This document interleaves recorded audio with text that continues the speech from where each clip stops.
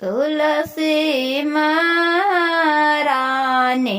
9 दिन ने 9 दिन ने तुलसी के पूजावा करायली तुलसी महारानी 9 दिन ने तुलसी के पूजावा करायली ओ माई है तुलसी माई 9 दिन ने 9 दिन तुलसी के पूजावा करायली माई नेहू के दिया हो तुलसी बेटा वो के दिया नौकरिया है तुलसी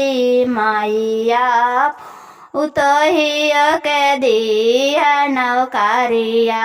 तुलसी माइया है तुलसी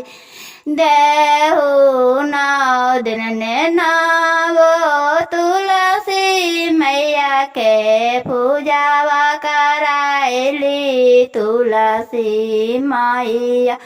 तोहरा के पूजा बेटियों के दिया